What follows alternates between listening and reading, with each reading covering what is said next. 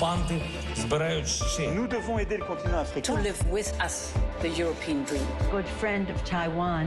Europe 1, bonjour. Europe 1, 6h51. La revue de presse internationale. Nous sommes d'abord en Belgique. Bonjour Laura Van Lerberg. Bonjour. Vous êtes à Bruxelles pour Europe 1. Alerte à la pollution en Belgique. Toute la presse du pays revient sur la contamination de l'eau du robinet au PFAS ou PFAS. Laura, ce sont des polluants éternels. Oui, des teneurs élevées en PFAS ont été détectées dans l'eau en Wallonie et à Bruxelles, relate le journal L'Écho. Ce sont des produits chimiques utilisés dans l'industrie et qualifiés de polluants éternels, nous apprend le quotidien. Une enquête menée par le média RTBF révèle que la Société Wallonne des Eaux et les autorités étaient au courant de cette contamination, mais elles n'ont rien communiqué à la population, précise le journal Le Soir. Leur justification, la future norme contraignante concernant les PFAS n'est attendue pour application qu'en 2026. Résultat, une partie de la population belge a bu de l'eau contaminée pendant 1 an et demi. Le quotidien Le Vif se montre critique. La réalité du risque pour la santé humaine semble ne pas avoir percolé à différents niveaux administratifs et politiques. Des explications s'imposent, conclut le journal La Libre. À direction l'Afrique du Sud à présent avec la correspondante d'Europe 1, Patricia Huon. Qu'est-ce qui fait la une des journaux sud-africains ? Eh bien ici, la presse parle de la décision de fermer l'ambassade d'Israël à Pretoria.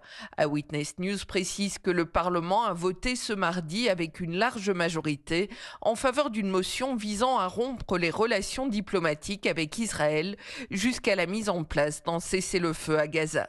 La veille, Tel Aviv avait déjà rappelé son ambassadeur en Afrique du Sud pour consultation, rapporte le Daily Maverick. Le président Cyril Ramaphosa devra examiner la position du Parlement. À plusieurs reprises ces dernières semaines, le chef de l'État a promis une solidarité avec les Palestiniens, dit le Mail and Guardian. Il affirme que leur histoire rappelle la lutte des Sud-Africains contre l'apartheid. Dernière étape au Kenya. Avec vous, Alba Dufort, vous êtes à Nairobi pour Europe 1. De quoi parlent les médias du pays ? Des inondations qui touchent en ce moment le pays. La chaîne de télévision NTV diffuse des images de véhicules au milieu de rues submergées et d'habitants se déplaçant avec de l'eau jusqu'aux genoux. Le quotidien The Nation publie le chiffre du vice-président kényan, plus de 80 000 foyers déplacés. Le journal cite aussi le gouverneur de Mombasa, la grande ville portuaire du pays, très touché. Il affirme n'avoir pas vu une telle situation depuis 25 ans. Le site internet Citizen Digital, quant à lui, rapporte la colère de certains dirigeants locaux. Le chef de l'État avait assuré le mois dernier que le phénomène El Niño ne toucherait pas le pays, ce qui a entraîné, selon eux, un manque de préparation pour faire face à ces pluies torrentielles.